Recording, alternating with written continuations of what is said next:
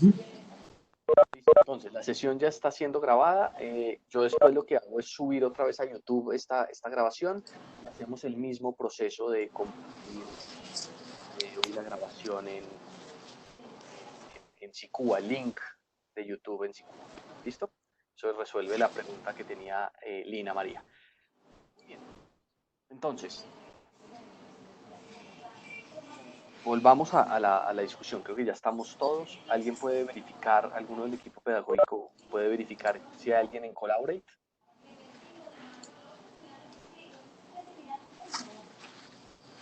Les pido por favor de mantener sus micrófonos apagados. Listo. Parece que es más estable esta conexión por acá. Buenas, alguien del equipo pedagógico, Pablo, o alguien que me cuente.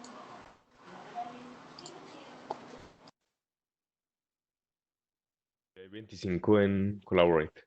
Ok. Entonces, quizás dejaron el computador y se fueron.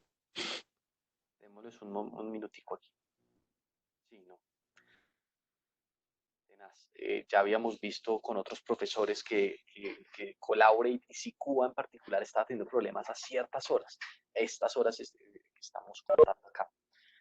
Entonces, bueno, por fortuna tenemos esta otra herramienta de la universidad que es fácil, nos conectamos rápidamente a ella.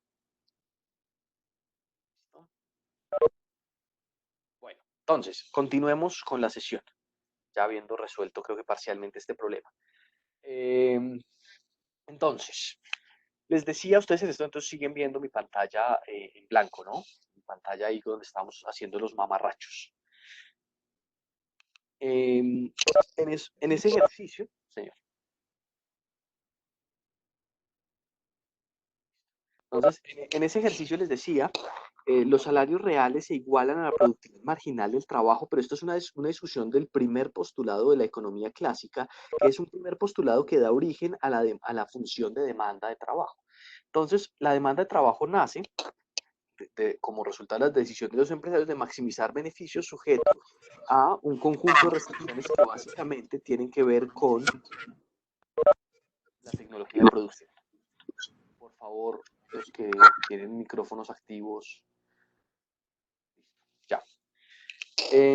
Con la tecnología de producción. Entonces, efectivamente, los trabajadores parcialmente tienen algún nivel de control sobre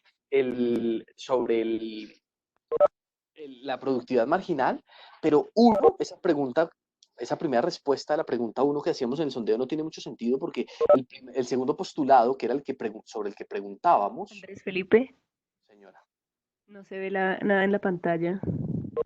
no se ve. Ok, espere, paro de compartir esto y vuelvo y lo comparto una vez más.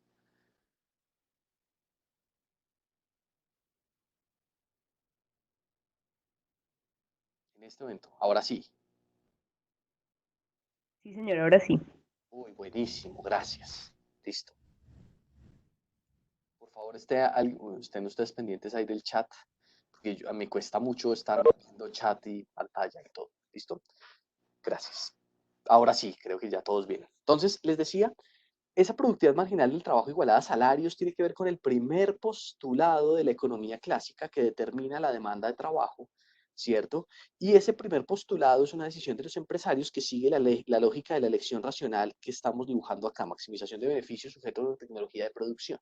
Entonces, en realidad, ahora ya podemos volver, perdón, yo puedo compartir aquí múltiples cosas. Entonces les voy a compartir, vamos a volver sobre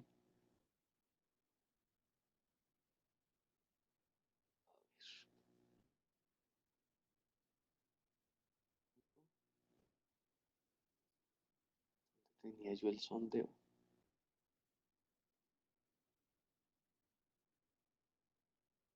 Bueno, les voy a compartir mi pantalla completa, más bien, y es más fácil si yo les comparto eso.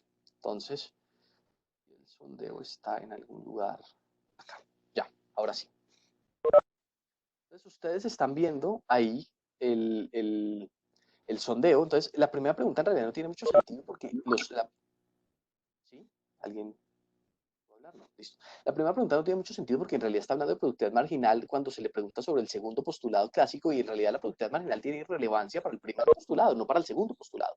La decisión del segundo postulado es una decisión radicalmente diferente, es una decisión que sigue, perdón, la del segundo postulado en realidad está basada en la decisión de maximización de utilidad, donde estoy pensando en el consumo de ese agente y la decisión de trabajo de ese agente. Y sale sujeto a la restricción que nosotros ya habíamos visto de W de LDI mayor o igual al precio de la canasta de consumo. Entonces, en realidad, insisto, A no tiene mucho sentido. Entonces, ahora vayámonos a explorar el resto de las respuestas. Entonces, decía la respuesta D. Los trabajadores no analizan la desutilidad marginal del trabajo a la hora de determinar cuánto trabajo ofrecen en el mercado laboral. ¿Es eso correcto? Y la respuesta es no. Keynes no está peleando con que los trabajadores no piensen en estos términos. Keynes puede aceptar que la gente piense en términos de desutilidad marginal del trabajo. El problema no está en esa racionalidad, no está en que el trabajo sea visto como un mal, no está en ese pedacito de la decisión. El problema está en lo que tenemos en los puntos A y B. ¿Listo? Entonces, ¿qué es lo que tenemos en los puntos A y B? Entonces dice Keynes, 1. Los trabajadores en realidad no reducen la cantidad de trabajo que ofrecen ante aumentos del nivel general de precios. ¿Cierto? Entonces uno se preguntaría, pero acuérdese, ¿por qué eso es una crítica al segundo postulado clásico? Entonces, venga, volvemos a la pantallita, ¿cierto? Entonces, en ese ejercicio que tenemos acá, nosotros decíamos, acuérdese, esto es la curva de oferta laboral, una curva común y corriente, donde aquí tenemos salario real y aquí en este otro eje tenemos trabajo. Lo que está diciendo esta lógica es que efectivamente cuando el salario real sube, entonces yo ofrezco más trabajo, ¿cierto? ¿Cuándo puede subir el salario real? Imagínese, dice Keynes, que el salario nominal está quieto y que el nivel de precios sube. Que eso es exactamente lo que teníamos en esa segunda respuesta. En consecuencia, nosotros vamos a saber que W sobre P efectivamente, perdón, al revés, pero bueno, no importa, esto efectivamente tiene más relación con la pregunta que estamos haciendo acá. ¿Listo? Entonces, piense una cosa de este estilo, esto significa que esto baja, en consecuencia, la oferta de trabajo debería caer, ¿cierto? Eso es lo que estamos diciendo. Eso es lo que defiende la economía clásica. ¿Qué dice Keynes? Keynes dice, según mi observación, en realidad esto no sucede. Cuando aumenta el nivel de precios, ¿cierto? Los trabajadores no reducen su oferta de trabajo, ¿cierto? Y esta idea es crucial. Keynes, ¿en qué basa esto? Él dice, esto es resultado de mi observación, como si él estuviera diciendo, como lo dijimos hace 8 días, en términos de economía comportamental. ¿Listo? En términos de economía comportamental. ¿Está claro? Entonces, como resultado de eso, ay, perdón, ustedes dejaron de ver mi pantalla, ¿cierto? Esta, ahora sí, ya. Como resultado de eso, entonces Keynes dice, yo rechazo esta posición, rechazo que los salarios, los agentes tomen decisiones basadas en salarios reales, en realidad a la gente le importa más salarios nominales. Sufren de lo que un economista moderno llamaría una especie de ilusión monetaria. ¿Claros hasta ahí? ¿Hay preguntas, dudas? ¿Todo bien? En este sistema ustedes también pueden levantar la mano. Yo no sé si ustedes han visto. Entonces, pues, si quieren, levantan la mano cuando tengan alguna duda. ¿Cierto? Listo. Muy bien. Entonces, esta es la primera crítica, tal cual. Y así como lo tenemos en rojo en el tablero en esta primera crítica, entonces nosotros nos vamos acá y nos encontramos con que efectivamente, ¿no?, los trabajadores no reducen la cantidad de trabajo cuando aumenta el nivel general de precios. Entiendo aquí por nivel general de precios esa variable P que corresponde a algún tipo de índice de precios. Muy bien. ¿Por qué la C es correcta también? Entonces, decía Keynes, yo tengo una segunda crítica, una más fundamental. Los trabajadores no tienen forma de influir sobre la determinación de los salarios reales. Ellos influyen sobre salarios nominales por su negociación laboral, pero no influyen sobre salarios reales, ¿cierto? Y de ahí el famoso ejemplo de Keynes. Yo puedo tener una reducción de salarios nominales y al mismo tiempo incrementos de salarios reales. ¿Por qué sucede eso? Porque los trabajadores no controlan el nivel de precios y por lo tanto no tienen control sobre el salario real. Entonces, en realidad, no tiene mucho sentido graficar esa curva de oferta laboral en el mismo mapa en que yo hago la curva de demanda laboral, ¿cierto? En realidad, una depende de salarios reales, la demanda de trabajo, y la otra depende de salarios nominales. ¿Listo? ¿Alguien tiene alguna pregunta adicional sobre esta primera pregunta que teníamos en el sondeo? ¿Todo claro? Ok. Pareciera que sí.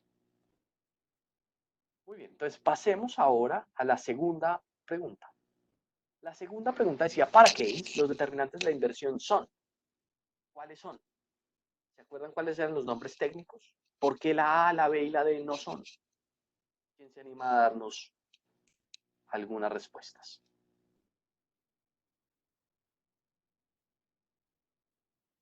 Buenas. ¿Alguien?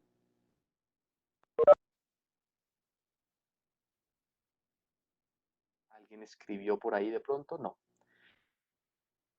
Importante que participen, no dejen de participar. Recuerden, entonces, volvemos a mi tablerito, ¿cierto? Entonces, corremos todo esto. Recuerde que para Keynes la inversión es una función de lo que él llama la eficiencia marginal del capital. Y eso lo compara con la tasa de interés, ¿cierto? ¿Qué es esa eficiencia marginal del capital? ¿Es eso igual a la productividad marginal del capital? La respuesta a esta pregunta es no. No son la misma cosa, dice Keynes. La productividad marginal del capital es una variable que sale de la función de producción. Ustedes pueden derivar la función de producción y alcanzar y determinar la productividad marginal del capital. Y del capital y del trabajo y lo que quieran. ¿Sí? Es una variable que nace de la tecnología. Es una variable cierta, observable, ¿cierto? No hay grados de incertidumbre en ella. Por el contrario, cuando ustedes piensan en la eficiencia marginal del capital, eso es otra cosa. La eficiencia marginal del capital es resultado de traer a valor presente los beneficios esperados de incorporar una máquina, una unidad adicional de capital en el proceso productivo, ¿no? Es resultado entonces de expectativas. Es resultado entonces de lo que Keynes llama los espíritus animales. Esos estados emocionales de los empresarios. Tiene que ver con eso que llama Keynes los estados de la opinión. Todo eso determinando esa eficiencia marginal del capital. Esta variable entonces es una variable determinada en condiciones de incertidumbre, mientras que la productividad marginal del capital no estaba determinada en condiciones de incertidumbre, era perfectamente conocible, cierta, porque conocíamos la tecnología de producción.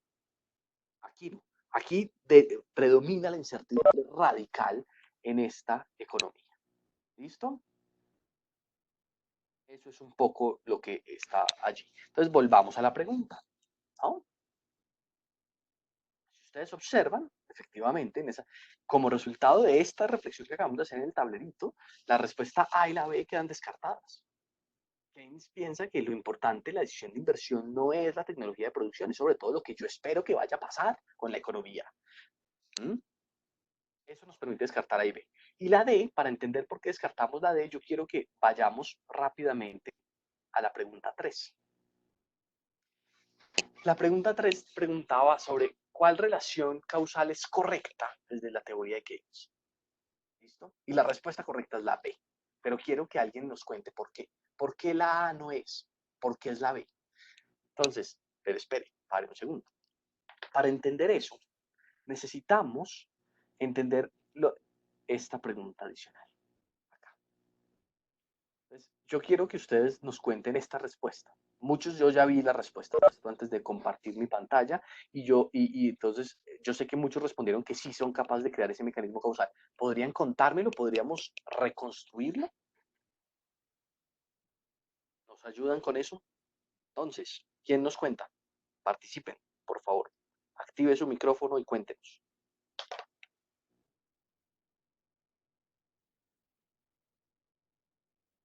Alguien que levante la mano. Buenas. Por el chat tampoco están escribiendo.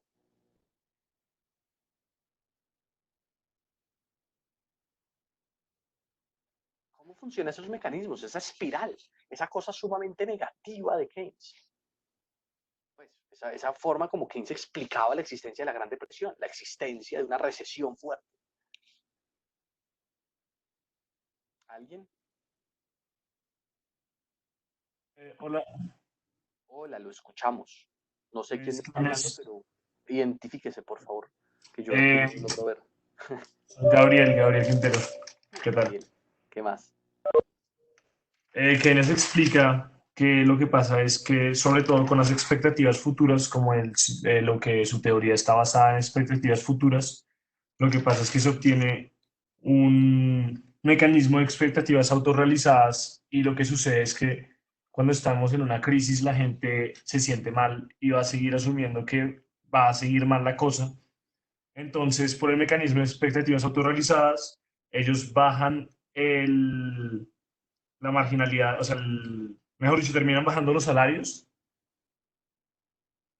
¿sí? Y terminan bajando el trabajo, y todo eso está determinado por el hecho de los mecanismos de expectativas autorrealizadas. Y eso es lo que hace que haya crisis tan largas y que haya que intervenir en el Estado, o sea, por parte del Estado. El primer paso sería, según lo que usted nos está contando, como eso que llamamos los estados de la opinión, ¿cierto? Esos estados de la opinión son de quiénes? Pues, sobre todo de los empresarios, son decisiones de los empresarios los que importan aquí. Y esto es importante hacer la aclaración en Keynes, porque en Keynes los trabajadores no son los sujetos más relevantes en la determinación de la dinámica del sistema capitalista. En ese sentido, Keynes comparte esa herencia un poco ricardiana, Smith, ¿no? Marx mismo, de pensar que el sistema capitalista funciona sobre todo por la decisión de los empresarios. Entonces, según esa lógica, esos empresarios se forman unas expectativas, dice usted, Gabriel, ¿cierto? Se forman una opinión sobre lo que va a pasar con la demanda efectiva en un periodo T más 1, ¿cierto? Entonces usted, según lo que nos contó, eso significa que eso determina esos beneficios esperados. Yo sé que va a pasar en T más 1 y probablemente me formo una idea también de lo que va a pasar en T más otros periodos, más 2 y más lambda y así sucesivamente. Y eso me permite determinar a mí esa tasa interna de retorno de la inversión. Yo contrasto eso con la tasa de interés existente en el mercado. Esa tasa de interés es resultado de la política monetaria de los bancos centrales y de la forma como esa política monetaria se conecta con los bancos comerciales. Después de eso, entonces, eso permite determinar, entonces, insisto, grado de inversión y la inversión, lo que usted nos dijo, tal cual, eso determina el nivel de empleo. Así es el circuito, así como usted lo estaba contando. Y como resultado de eso, entonces, se determina el nivel de empleo, eso permite determinar cuáles van a ser los ingresos de los hogares. Y a partir de eso, y la famosa ley psicológica asociada a la propensión marginal a consumir, que formula Keynes como teoría del consumidor, entonces determinamos el nivel de consumo. ¿Cierto? Observe aquí una cosa, entonces, que me parece crucial para responder a esas preguntas que estábamos presentando. Entonces, por un lado, acuérdese, perdón, la flecha quedó ahí al revés. El ahorro en la economía es igual a ¿qué? Al ingreso menos el consumo. El ahorro de los hogares sería igual al ingreso disponible de esos hogares menos su consumo. Es un ahorro privado, ¿no? Eso significa que el ahorro es de alguna manera un residuo después de yo haber tomado decisiones de consumo. Como resultado entonces de este mecanismo causal que estamos dibujando acá, yo ya puedo saber que en Keynes la inversión determina el ahorro. ¿Sí? Y eso es un mensaje que es muy importante tener en cuenta, porque cuando uno analiza lo que estaba sucediendo en la economía clásica, en Smith mismo, el ahorro causaba la inversión. Primero los agentes ahorramos y después se canaliza como recursos que los empresarios pueden utilizar para inversión. En cambio, en Keynes no. En Keynes la inversión está antes que el ahorro, determina el ahorro.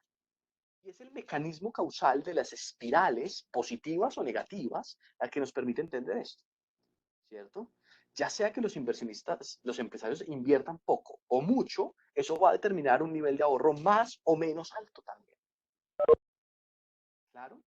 Solo para continuar con la respuesta que nos daba Gabriel y para dibujarla, la que nos estaba contando, la inversión y el consumo efectivamente demuestran cuál va a ser efectivamente, realmente, el nivel de demanda efectiva en un periodo posterior n T más 1 o T más n cualquiera, ¿cierto? Y después los empresarios lo que hacen es, acá, contrastar estas dos cosas, sus expectativas, ¿cierto? Sus expectativas con lo que efectivamente sucede y como resultado de eso revisan los estados de la opinión. Revisan qué tanto se equivocaron y qué tanto estaban correctos cuando formularon sus expectativas. ¿Ven? Interesantísimo. Ese es el mecanismo. Esto es lo que yo les preguntaba, si son capaces de reproducir sin necesidad de volver a los apuntes, como un conocimiento claro de los argumentos que iniciaron. Queda entonces, creo, más clara esta pregunta 6 y al mismo tiempo queda clara esta respuesta de acá. Smith y la mayoría de los economistas clásicos defendían esta idea de que el ahorro va primero que la inversión. Keynes no. Efectivamente, en los dos casos, la inversión es igual al ahorro, pero yo tengo una teoría cuando tengo una relación causal entre esas variables. Y en la teoría de Keynes es justamente este punto B. ¿Queda claro?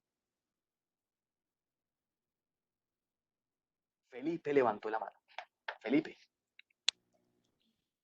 Andrés, no me queda muy claro si para Keynes cualquier tipo de inversión aumenta el trabajo, por así decirlo. La demanda efectiva, sí señor. Cualquier tipo. Obviamente hay inversiones más interesantes que otras y hay inversiones productivas más valiosas que pueden generar más efectos en el largo plazo, pero cualquier inversión. Porque cualquier inversión significa que yo mejor dicho, para volver aquí al grafiquito, ¿cierto? Cualquier tipo de inversión, ahora ya le voy a aclarar qué significa esa inversión, que entiende que Keynes aquí por inversión en sentido estricto, pero cualquier tipo de inversión significa un cambio del capital que eventualmente implica algún cambio de la capacidad productiva de la economía, ¿cierto? Es una cosa de ese estilo. Ya sea que incluso ese cambio en el capital implique, por ejemplo, evitar depreciación, la nueva inversión que logre como reemplazar los bienes que se están depreciando en un cierto periodo de tiempo. ¿Sí? Entonces, sí, cualquiera. Sin embargo, creo que su pregunta puede tener un pedazo allá como entre líneas que es interesante explorar. ¿Cuál es ese pedazo entre líneas? Resulta que cuando Keynes habla de inversión, efectivamente, como todos en economía, estamos hablando de cambios en capital, no cambio de manos de activos, creación de capital de algún tipo. ¿Sí? ¿Por qué la aclaración? Porque resulta que para la agregada de la economía, estas dos cosas van de la mano. Sin embargo, para uno como individuo, yo puedo decir, no, yo quiero invertir en compra de activos financieros. Eso para mí puede ser una inversión, pero para la agregada de la economía no lo es. Entonces, Keynes cuando habla aquí de inversión, habla de creación de capital, en el sentido más tradicional, más macro de la palabra, de los agregados, no del cambio de manos de activos financieros, no del cambio de mano de liquidez. ¿Sí? Inversión es creación de capital nuevo, como aparece en cuentas nacionales cuando usted va a consulta en el DANE. Ese tipo de cosas. ¿Te resuelve la pregunta, Felipe? Sí, Andrés, mil gracias. Listo. Para que quede más clara la cosa. Perfecto. A mí, insisto, aquí me queda más fácil que yo a veces veo que levantan la mano, pero como a veces también estoy escribiendo en el tablero, active el micrófono y pregunte y listo. Para que sea más natural la cosa. Bien, entonces volvamos a estas preguntas. Vamos a la 4. En la 4, ¿por qué la B, la C y la D no son correctas? ¿Quién nos ayuda?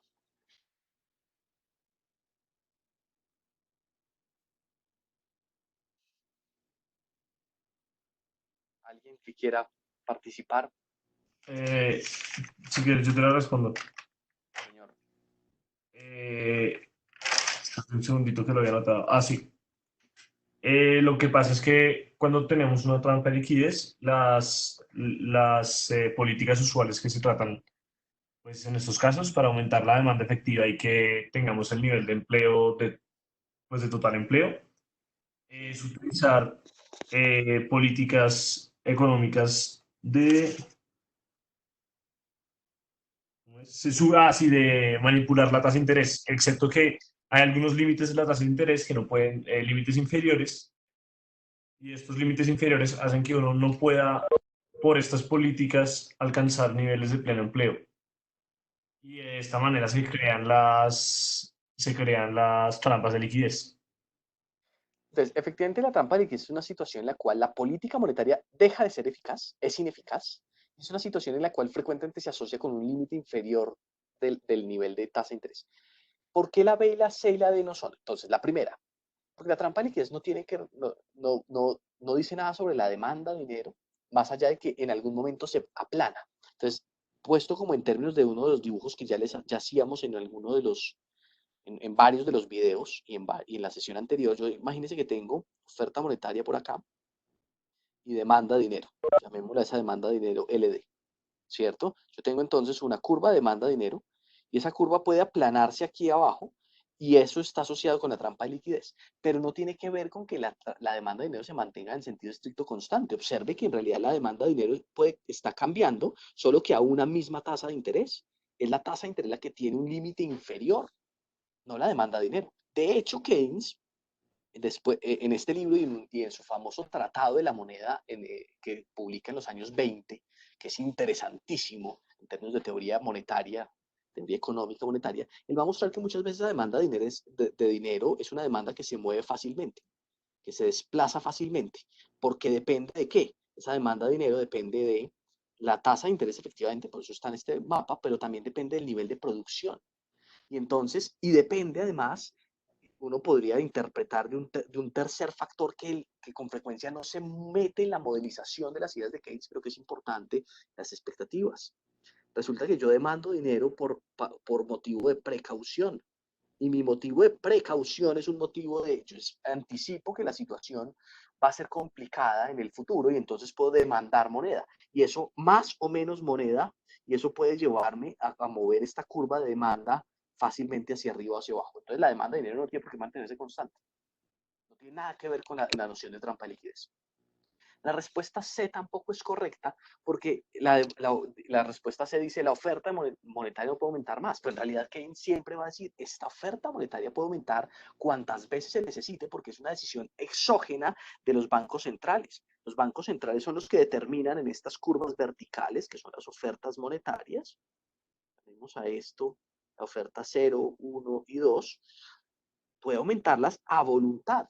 Eso significa que Keynes, al menos en la teoría general de la ocupación, el interés y el dinero del 36, tiene una teoría exógena del dinero, ¿cierto? Las autoridades monetarias pueden determinar el nivel de oferta monetaria libremente, a decisión propia, según lo que ellos observen que se necesita en los mercados. En ese sentido, esa pregunta no aplica aquí. ¿Listo? Entonces, efectivamente es ineficaz, pero el problema de esta respuesta C es esta primera parte. ¿Listo? Y finalmente, dice, en Keynes la política monetaria genera inflación. En realidad lo vamos a ver ahorita, yo no sé, ya creo que no vamos a alcanzar, que era lo que yo quería hacer, que era esta presentación sobre teoría de Friedman, esta de acá, ¿cierto? Vamos a ver que para Friedman esa afirmación que tenemos en esta afirmación es correcta, pero para Keynes no. Entonces, quiero que vayamos un poquito más rápido para poder alcanzar esa explicación en estos 20 minutos que nos quedan y al menos dejar ahí la sesión. ¿Listo? ¿Alguna otra pregunta o comentario? A ver en los chats. Felipe nos estaba diciendo que tenía problemas para escucharme. ¿El resto me escuchan bien? Como algo así como levanten la mano si me escucha bien. Sí se escucha, Paula. Listo, fantástico. Eso significa que este cambio de manos libres funcionó. Muchas gracias. Entonces, para entender esa respuesta de por qué no es, quiero como avanzar un poquito y llegar a Friedman. ¿Listo? Finalmente, en este sondeo que hacíamos la pregunta de, según la conjetura de Keynes, ¿cierto? ¿Qué es lo que dice esa conjetura, mejor dicho? Entonces, la respuesta correcta es que el desempleo involuntario es causado por insuficiencia de demanda efectiva, ¿no? Que tiene que ver con esa gráfica que mostrábamos en la que cruzábamos oferta y demanda agregadas, donde la demanda agregada entonces se cruzaba en un solo punto con la oferta agregada y ese era el punto de demanda efectiva, un punto de equilibrio macroeconómico. ¿Mm? Esa respuesta es la correcta, la D. ¿Por qué la A no lo es? Entonces, porque la A dice todo el desempleo es causado por insuficiencia de demanda efectiva. Y eso no es correcto. No todo el desempleo es causado por insuficiencia de demanda efectiva. Keynes lo dice en ese capítulo 2. Hay desempleo friccional. ¿Cuál es la causa del desempleo friccional? Problema de coordinación, un problema de mismatching, de asociado a información incompleta, que hace que empleador y empleado y trabajador no se encuentren, que la vacante libre no se llene adecuadamente. Ese desempleo no tiene que ver con niveles de demanda efectiva, tiene que ver con fallas de mercado, con problemas de coordinación. Keynes es consciente de eso. La B. Cualquier forma de desempleo se resuelve impulsando la demanda efectiva, eso ya sabemos es falso, ¿no? Y además se resuelve mediante emisión monetaria, que además ya sabemos aquí que no necesariamente, ¿cierto? Entonces, bajo ciertas condiciones, si yo sigo expandiendo la oferta monetaria sucesivamente, la tasa de interés va a dejar de bajar. Mire, es la misma tasa, en consecuencia no vamos a tener impulso a la inversión. La clave para entender ese mecanismo era recordar que la política monetaria actúa, y ahorita vamos a volver sobre ese mecanismo, a partir de reducciones de tasa de interés que a su vez permiten generar nueva inversión, hacen viables nuevos proyectos productivos y esto permite aumentar la demanda agregada y por lo tanto la demanda efectiva de la economía, el punto de equilibrio cambia, ¿cierto? Y entonces por eso es que teníamos menos desempleo. Pero la clave está en esto, en trampas de liquidez, otra vez, ¿no? MS, simplifiquémoslo, ILD, yo tengo mi curva de demanda de dinero. Yo imagínese que tengo este nivel de oferta monetaria inicial, sub 0. Cuando yo desplazo la curva, mire que no cambia la tasa de interés. Como no cambia la tasa de interés, entonces esto deja de funcionar. Buenísimo. Eso es trampa de liquidez. En consecuencia, volvamos acá. No todo problema de desempleo se resuelve con emisión de moneda y no cualquier tipo de desempleo se resuelve con demanda efectiva, ¿no? Finalmente, esta última, la C, dice el desempleo involuntario es causado por rigidez salariales. Y no. Esa pregunta esa respuesta, esa opción es interesantísima porque los keynesianos, después de Keynes, estarían de acuerdo con esa respuesta C. Pero eso no es la conjetura de Keynes. Keynes cree que el desempleo involuntario puede existir incluso en mercados competitivos con precios y salarios flexibles. Eso ha sido un motivo de controversia gigantesco en la disciplina en la segunda mitad del siglo XX en macroeconomía.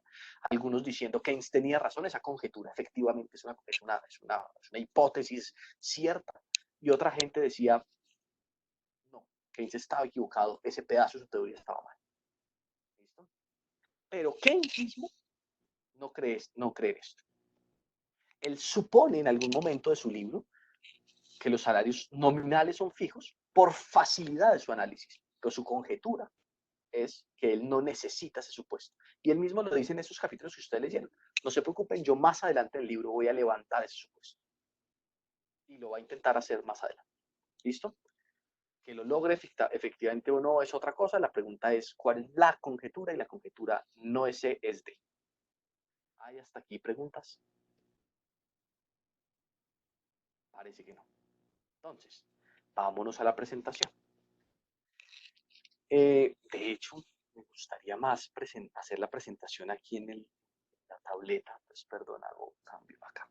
Pues casi lo mismo lo que ustedes ven. Me interesa más aquí porque puedo rayar fácilmente. Entonces, quiero que hablemos un poquito de esa contrarrevolución monetarista, una contrarrevolución que es liderada por estos señores. Voy a pasar un momentico más rápido acá. Les voy a mostrar por estos autores, Friedman y Lucas.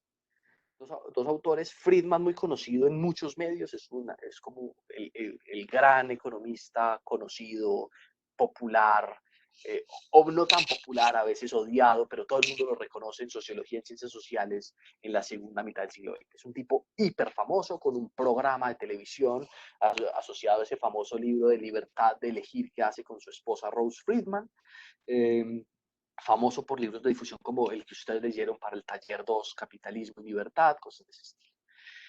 Lucas, por el contrario, es un tipo que en realidad no es muy conocido fuera de la comunidad de los economistas. Es un tipo famosísimo entre los economistas, cambió la forma de hacer macroeconomía en la segunda mitad del siglo XX, sobre todo en 1970 en adelante, muy crítico de la economía keynesiana. Él va a decir ni la política fiscal ni la política monetaria sirven. Los agentes siempre anticipan lo que va a ser la autoridad monetaria y esa anticipación con frecuencia es correcta. Normalmente eso significa que la economía no se altera en sus variables reales como resultado de la política fiscal o monetaria, porque los agentes interiorizan esos resultados y vuelven siempre a una cosa que se llama como senda de largo plazo. En algún momento más adelante del curso hablaremos un poquitico más de esto. No mucho, después ustedes lo van a poder ver en macro 2, en macro, un poquitico en macro 3 en otras cosas y en cursos de historia del análisis económico. Sin embargo, me interesa porque Lucas, en macro 3 también la ven, dicen Paula, sí, en macro 2 también lo ven, solo que no saben qué es Lucas. Pero bueno, Robert Lucas es un personaje que es interesante porque hace una crítica muy contundente de la economía keynesiana que existía hasta ese momento, hasta los años 70, pero insisto, por fuera de la economía, él no es muy conocido. Y la razón es porque el tipo hace toda su teoría económica en términos de matemáticas sofisticadas, en modelos que fuera de la economía es más difícil de entender, obviamente los matemáticos, los físicos, pero esta gente no lee tanto economía, y la gente que lee economía y le interesaba sus debates presentados por Friedman, como sociólogos, historiadores, politólogos, filósofos, no conocen mucho esa teoría de Lucas. Perdón, vuelvo aquí brevemente. Entonces, toda esta discusión, esta pelea de los monetaristas contra el mundo keynesiano, no necesariamente Keynes, el mundo keynesiano, los que se reclaman herederos de Keynes en ese periodo que llamábamos la síntesis neoclásica, tiene que ver con una pelea que está asociada a la famosa curva de Phillips, ¿cierto?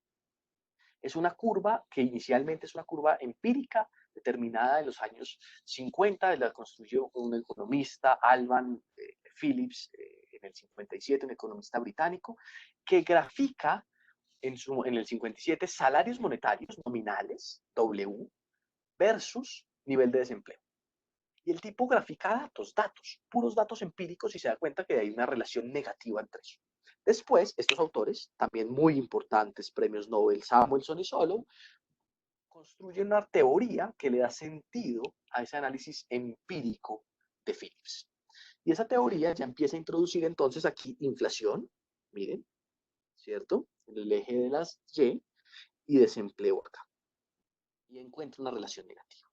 Los keynesianos, no todos, algunos, y sobre todo Friedman, leyendo a los keynesianos, dice, los keynesianos creen que esa relación negativa puede ser explotada. Entonces, imagínense que arrancamos de este punto A, de alto desempleo, eso es pues, piense, esto es Estados Unidos, Colombia, obviamente, una relación de 5 o 6% de desempleo sería como fantástica. Hace años no vemos eso. Pero en Estados Unidos una tasa de desempleo de ese valor es una tasa alta. Y imagínense entonces a un banquero central diciendo, y queremos reducir esa tasa de desempleo, por ejemplo, a 3% acá, ¿cierto? ¿Cómo hago eso? Pues fácil, dice un economista keynesiano de la segunda mitad del siglo, por ahí en los años 50, principios de los 60, aumente la oferta monetaria, y eso efectivamente reduce la tasa de interés, eso genera más inversión, eso eventualmente produce mayor producción en la economía, que está asociado también a mayor demanda, y cae el desempleo. Desempleo 1. ¿Listo? Entonces, básicamente es eso, esa relación negativa en principio pareciera que se puede explotar. Yo puedo reducir el desempleo aceptando mayor inflación. O al revés, puedo asumir que puedo intentar reducir la inflación. Cambiemos aquí de color si quieren. No funciona. Bueno. ¿Qué importa? Yo puedo reducir la inflación, pero sé que hay un costo en términos de desempleo. ¿Listo? Entonces, ese es un poco el mensaje. Friedman está discutiendo contra esta teoría, contra este pedazo de acá. ¿Qué es lo que va a decir Friedman?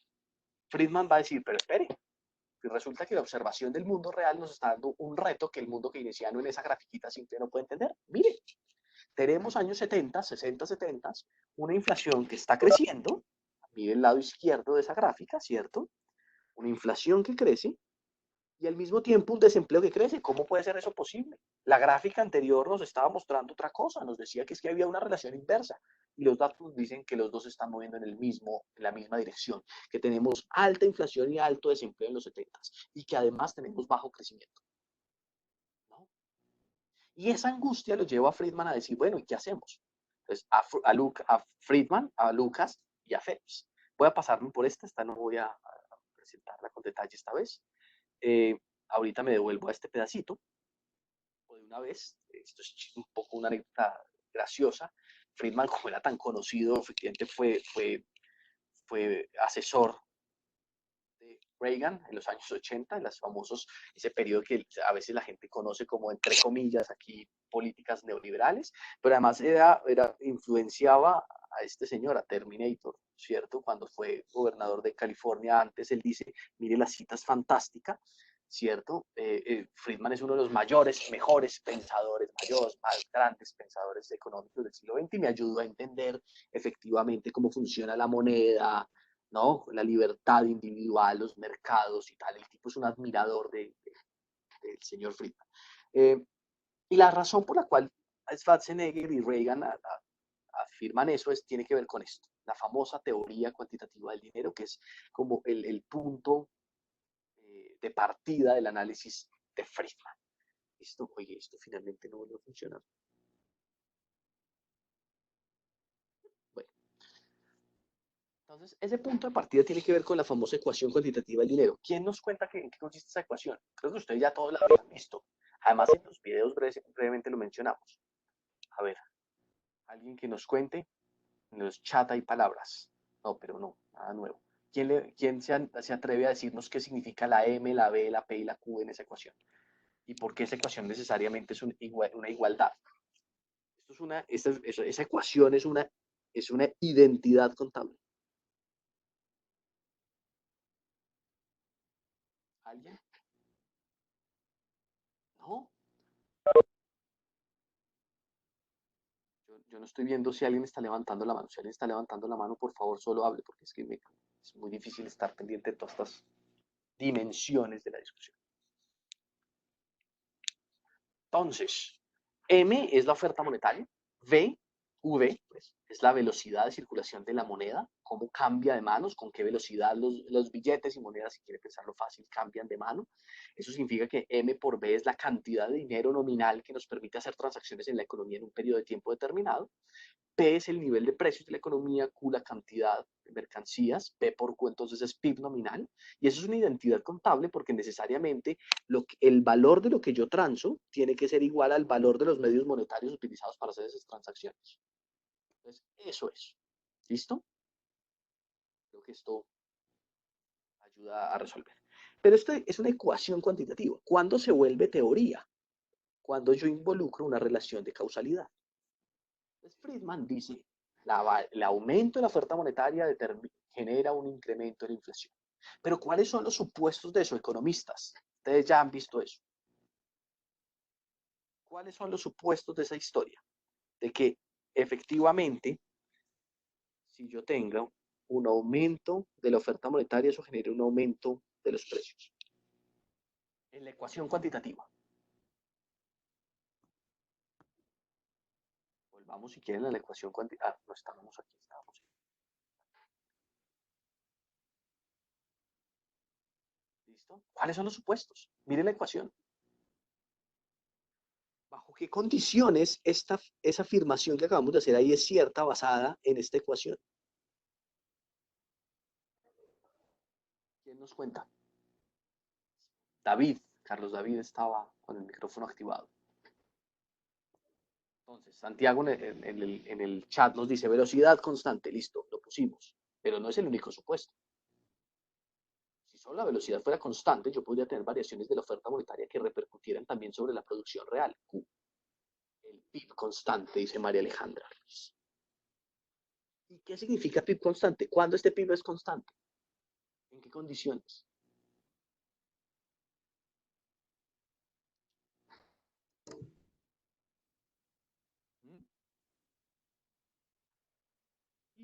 Y ese PIB es constante, básicamente cuando hablamos de una economía que tiene su PIB en su nivel potencial. Está en su PIB potencial. ¿Qué significa que está en su PIB potencial? Que estamos en una condición de economía de pleno empleo. Dicho de otra manera, que estamos en una condición de la economía de largo plazo, ¿cierto? Según la cual no hay desperdicio de recursos productivos. Todos los factores están plenamente empleados, trabajo, capital, tierra y demás, ¿no? Eso significa que Friedman, la teoría de Friedman, es una teoría de largo plazo, es una teoría de equilibrios de PIB potencial tal cual, ¿cierto? Cuando la economía está en el PIB potencial, entonces la afirmación de Friedman pareciera ser correcta, ¿no? Esto es el señor Friedman. Y eso nos permite volver brevemente a la pregunta que nosotros teníamos en el control, en esta especie como de control de conocimiento, este quiz, ¿no? ¿Qué dice Keynes? ¿En qué términos está razonando Keynes? ¿Keynes razona en condiciones de PIB potencial? No. Keynes está pensando en la Gran Depresión de 1929, una economía en el cual el PIB en el periodo en el que él está viviendo está muy por debajo de ese PIB potencial. En consecuencia, por eso es que cuando en Keynes aumenta la oferta monetaria, ese aumento se ve repercute sobre la producción directamente. Es una demanda adicional que permite producir más, ¿no? En cambio, Friedman no está pensando en esos términos. ¿Listo? Entonces, vamos acá. Friedman está pensando en estos términos y con eso acabamos la sesión de hoy, con la explicación de esta gráfica. ¿Listo? ¿Qué está diciendo esta gráfica? Esta es una gráfica que es construida por Friedman mismo en la lectura del premio Nobel, ¿cierto? Inflación y desempleo, estoy pensando si es del 72 o del 76 y me habré equivocado entonces en la referencia. Ahora buscaré y se la subiré como corresponde. ¿Listo? Pero Friedman le dice, el razonamiento es más o menos el siguiente. Imagínense que estamos otra vez entonces en este punto hoy. Y el Banco Central quiere efectivamente reducir el desempleo. ¿Le parece que ese nivel de desempleo, que llamemos UDN por el momento, ¿listo? Es un nivel de desempleo que no es deseable socialmente, que la población no quiere estar ahí, el Banco Central y sus técnicos no quieren estar en esa situación? Entonces, aplican políticas monetarias expansivas para ubicarnos en el punto F. Eso significa que esta economía inicialmente tiene una curva de Phillips, llamémosla cero, en la situación cero. En esta estamos razonando inicialmente. Pero intentemos entrar en los mecanismos. ¿Cómo es que pasamos de esa situación E a la F? ¿Cuál es el mecanismo causal? ¿Cierto? Pues, otra vez, borremos todo esto y reconstruyamos el mecanismo causal detalladamente. Dice Friedman en esa lectura, dice Friedman, cuando aumenta la oferta monetaria, eso significa que efectivamente hay mayor demanda monetaria en la economía, demanda agregada monetaria. Resulta que cuando un empresario, llamemos a un empresario, el empresario I, que vende bienes I, ¿cierto? Cuando un empresario va a mirar qué es lo que está sucediendo en su negocio, en ese mismo periodo después de la expansión monetaria, él se encuentra con que ha habido un aumento de sus ventas monetarias y que probablemente él encuentra que en su mercado, en su industria particular, pareciera que está subiendo el precio del bien I. Él dice Friedman, yo puedo interpretar esto de dos maneras. Yo puedo creer que esto es un aumento general del nivel de precios P, o que efectivamente esto está asociado a un aumento del nivel de precios mío con relación a todo el resto de precios, a precios relativos. ¿Sí? Si es este primer caso, esto es un fenómeno puramente monetario, significa que solo hubo inflación. Pero si es este segundo caso, significa que de verdad mi producto se vende mejor, por muchas razones, por cambios de preferencias de la gente, cosas de ese estilo. Y resulta que el empresario no tiene idea, dice Friedman, de qué es lo que está sucediendo. Él no sabe si es el primer caso o el segundo. En consecuencia, reacciona pensando que de pronto es un poquito de las dos cosas. Él dice, eso es lo razonable. Y en consecuencia, si es este el caso, él decide reaccionar a ese aumento de las ventas y de la demanda a partir de un incremento de la producción de ese bien I. Pero para producir más bienes I, yo tengo que contratar más trabajadores en la tecnología de producción existente. En consecuencia, mire que como mínimo, como resultado de este mecanismo de acá, de todo esto, hay menos desempleo temporal. Eso es lo que nos está permitiendo entender este paso del punto E al punto F. Interesantísimo, ¿no? Pero mire que volviendo acá, todo esto tiene que ver con un problema de expectativas, una especulación que hace el empresario. Él no sabe cuál de estos dos escenarios es, entonces decide creer que es un poco los dos. Un poquito del uno y un poquito del otro. Y entonces resulta que eso es una variable asociada a expectativas. Él cree eso, es una pura creencia.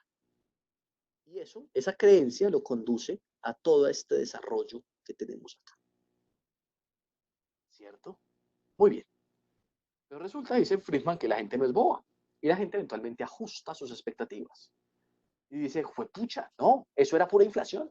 En el largo plazo, esa oferta monetaria adicional se traduce en pura inflación. En realidad yo me equivoqué pensando que había un efecto que era de cambio de precios relativos, cuando en realidad no lo es. En consecuencia, ajusto mis decisiones. Era racional tener el nivel de empleo inicial. Yo después decidí emplear más gente, pero en realidad es racional volver a esa situación inicial. En consecuencia, volvemos y nos paramos en el punto G. Y mire qué fue lo que sucedió. Finalmente, volvimos siempre al nivel de desempleo original. Esta N es de desempleo, tasa de desempleo natural. Friedman dice, siempre que los keynesianos intenten explotar y, por ejemplo, volver a pasar a este punto, los empresarios van a volver a ajustar y van a volver a esto, y siempre van a girar en torno a una tasa natural de desempleo, que es la tasa que es compatible con el nivel de PIB potencial, que es compatible con las instituciones existentes en esa sociedad en un periodo de tiempo determinado, que es compatible con la situación de largo plazo de la economía. Eso significa que en el largo plazo, toda política fiscal y monetaria, aquí estamos viendo solo la monetaria, pero el efecto sobre fiscal es similar. En el largo plazo, siempre la economía vuelve a su nivel inicial, por lo tanto, en el largo plazo, la política de estabilización de las economías es ineficaz.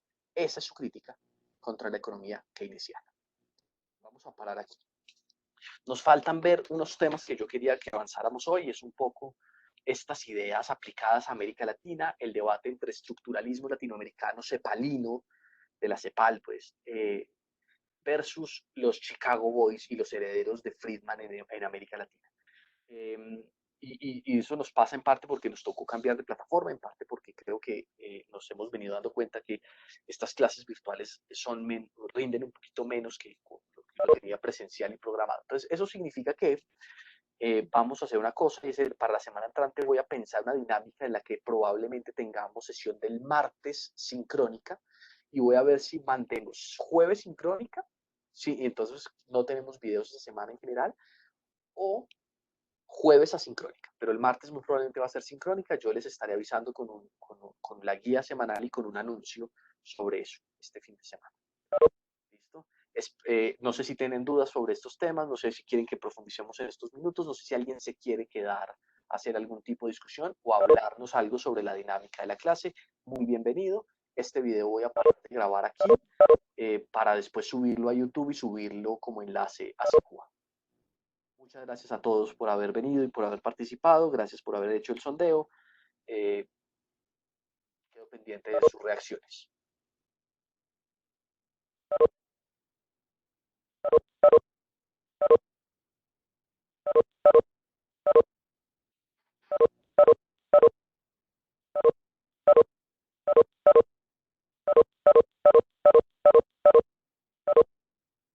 No, gracias a ustedes. A ver, aquí veo preguntas, entonces voy a intentar responderlas.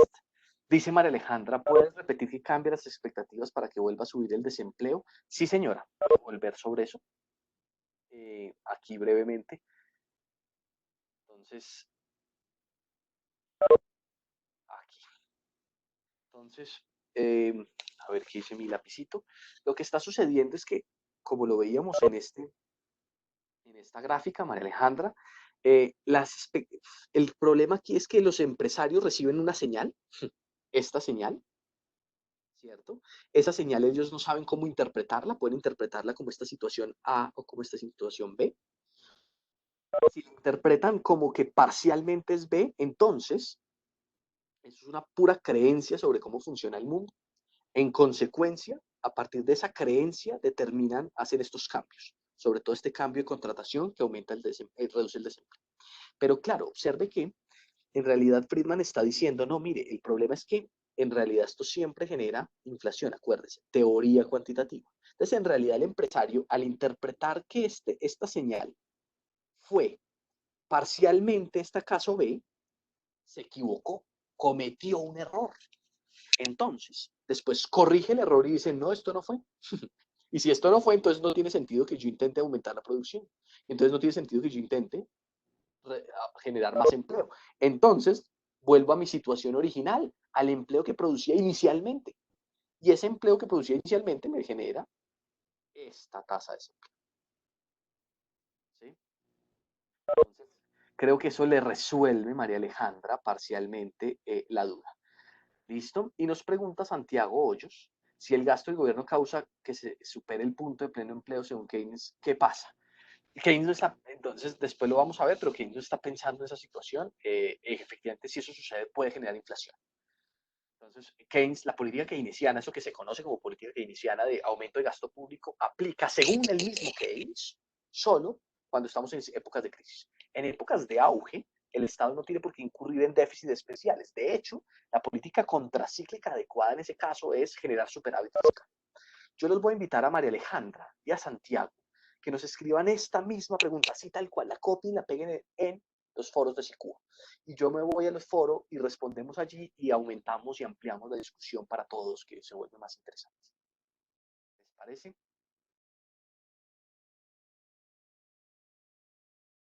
Listo, buenísimo. Me encanta. Y la respuesta la podemos hacer así mismo, de esta manera, con este video que tenemos aquí con las gráficas de Friedman y Keynes. ¿Listo?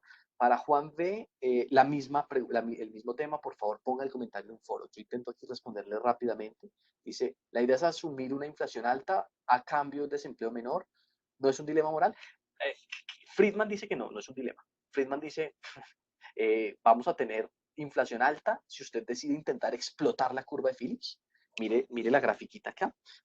Lo que ha venido sucediendo es que vamos subiendo la inflación, pero el desempleo siempre se mantiene en el nivel natural. Entonces, Friedman dice, es equivocado pensar que hay un dilema moral, es equivocado pensar que hay un trade-off. En realidad, siempre vamos a mantenernos sobre esta curva vertical de acá, ¿cierto? En el largo plazo, y entonces por eso los keynesianos se equivocan. Pero los keynesianos sí creen que hay un dilema moral. Y ese dilema va a seguir vigente y esa discusión va a seguir vigente entre Lucas hoy y los nuevos keynesianos, lo que llamamos nuevos clásicos, que son los Lucas y compañía, como Lucas y su combo, y los nuevos keynesianos que se reclaman en términos de esta discusión de política, herederos del pensamiento de Keynes. Entonces, Lucas sí va a seguir diciendo, como Friedman, que no hay un dilema allí, y en cambio, los keynesianos van a seguir diciendo que sí, sí lo hay. Pero esa es una discusión que podemos dejar para el foro después. Gracias, Juan B. Listo. Pues muchas gracias a los que quedan aquí. Nos vemos después y seguiremos hablando por los múltiples medios sincrónicos o asincrónicos que tenemos. ¿Listo? Chao.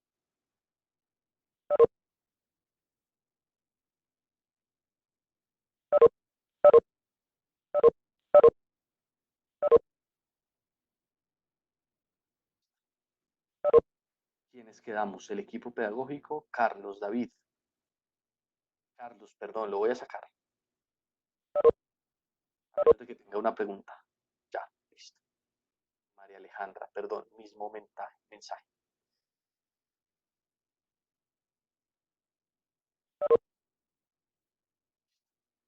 Nicolás también. A menos de que tengan preguntas, pero creo que mi invitación es pongámoslas en los foros. Listo. Bueno, nos quedamos aquí los tres, muchas gracias. Yo creo que funcionó bien la plataforma. Me gustaría que ustedes también nos contaran, me escribieran por ahí cómo les pareció esta plataforma, cómo fue el manejo de esto. Yo tengo una pregunta. Señora, pregunte, claro. Por Webex, ¿dónde es lo de alzar la mano? ¿Eso solo lo ves tú o...? Solo el Yo nombre. veo quién la alza, Al ladito del pero nombre. ustedes la pueden alzar al ladito del nombre. Vea, ahí usted la alzó. Pablo la alzó, pues. Pero Pero Pablo, solo deje la eres alzada. tú. ¿Alguien más ve? No. No. Solo yo lo veo. Entonces, lo que podemos hacer es, yo no sé si uno aquí puede volverlos a ustedes como, Organizadores, creo que es el título que señor, necesitamos. yo lo puedo poner host, a usted también. Bueno, el de economista también lo necesito, pero detalles. Espera, vea. Ah, vea, Vanessa. Pablo, vuelve y levante la mano. Vanessa, ¿lo ve? Mm, Ah, sí, ahora sí. Sí. Claro, entonces lo que voy a hacer la próxima vez, yo creo que, a ver, las sesiones de Collaborate funcionan muy bien de 9:30 a 11. De verdad, muy bien. Nunca se falla nada, no se interrumpe, no hay una dificultad. Pero esto de las 11 está siendo especialmente difícil en Sicúa, pues, porque todas las semanas tenemos alguna pequeña interrupción y a veces una pequeña interrupción, pero es que hoy de verdad los vi salir y entrar a Ujú. gente hasta 3 o 4 veces. Pero no solo mucha gente, sino en bloque mucha gente. Y eso me deja tremendamente preocupado. Entonces yo creo que una solución puede ser Webex, la otra opción puede ser Teams. Y crear como un espacio de Teams para... Teams también funciona muy bien, es muy robusto con mucha gente. Y una sesión de Teams para todo el curso. Para esta sección, yo creo que para otra sección no me interesa cambiar, pero de pronto podríamos hacerlo siempre y cuando me interesa esa retroalimentación que les estaba preguntando de cómo están viendo ustedes el funcionamiento, cómo vieron el funcionamiento de esta sesión cuando nos pasamos a Webex. Estaban como más callados. Las pasadas participaron más. Yo creo que además Collaborate, hay una cosa que Collaborate me gusta, es que yo todo el tiempo veo pop-ups grandes y sonoros, de pronto es cuestión como de acondicionar esta sala para eso. Que me permite como saber quién está queriendo participar. Hoy estaban más callados en esta sección, en la otra participaron. Bien. Ve, pero Andrés, creo que al poner a Vanessa de organizadora, vos ya no lo sos. Ya no puedes ver. ¿Usted cree que yo no puedo, pero yo puedo, siempre que yo pueda compartir cosas, espera, si yo La puedo mano levantada. compartir, no me Yo choca. también tengo la No, mano yo lo levantada, veo a ¿no? usted con la ¿Sí? mano levantada, sí, Ah, ok. pero además no solo lo veo con la mano levantada y veo a Paula, que la levantó, sino que además puedo compartir. Entonces yo creo que no sé cuántos serán los límites de host que yo puedo volver, pero a ver, voy a volver. Ah, no, espere. Es cierto que no, pero ¿cómo dejar yo de ser host en mi propia reunión? Pues Un bien rival. eso sí sería un poquito raro. Teams no le pasa eso ni a nadie más. Eh, ¿En Teams también se puede levantar la mano? no, No sé. yo no he visto cómo. Espere, Pablo. Ah, Pablo puede volver presentador. Estoy de acuerdo, me Ay, parece. sí, qué bueno. O sea, no Pablo ahora es funciona bien. presentador. Ah, Paula sí no. O sea, puede haber un presentador, un host y yo. Y yo aquí puedo seguir presentando. Espere a ver. Share. A ver si ustedes lo ven. Sí. Ujú. ¿Sí? Ah, bueno. Entonces, listo, buenísimo. Bueno, pues podemos ser 3. Entonces nos toca variar la tarea, porque además ustedes así me ayudan a ver quién levanta la mano, porque en mi versión de pantalla completa es súper difícil. Me queda más fácil en Collaborate que aquí. Ok. Bueno, Podemos probar con Collaborate. señor, Podemos probar con Collaborate para la próxima, el martes. a mí me preocupa la hora. Es que además sistemática, estamos encontrando profesores que nos están diciendo a las 11 está fallando, a las 11 está fallando. Yo creo que hay muchas clases hasta ahora. O sea, perdón, corrijo. Yo no es que crea, yo sé que hay muchas clases hasta ahora. O sea, en la universidad conseguir hasta ahora un salón es una pesadilla. Bueno, Entonces el si yo martes sería por acá. voy a pensarlo, pero es una muy buena opción. Puede ser por aquí o por Teams, porque si no estoy seguro de querer seguir haciendo por Collaborate. Una de las formas de verificar eso es quiero ver cómo quedó la grabación. Ok. Y eso me permitirá saber si prefiero esto o lo otro. ¿Listo? Bueno, muchas gracias. Pues, de hecho, en Econometría 2 hacemos las clases por Webex y de la complementaria una vez yo traté de mirar uno de los videos porque los cuelgan pues como en una carpeta en Drive y como que no lo pude ver, se me descargó el computador, me decía que no era como compatible y le pregunté como a Jorge que si lo podían hacer como un playlist en YouTube y me dijo que era como muy pesado. Entonces, pues no sé. Pero pues los videos míos también son pesados y los videos los de Collaborate sí son livianos. Pero los que yo hago, por ejemplo, cuando proyecto la pantalla y le hablo al computador, son súper pesados.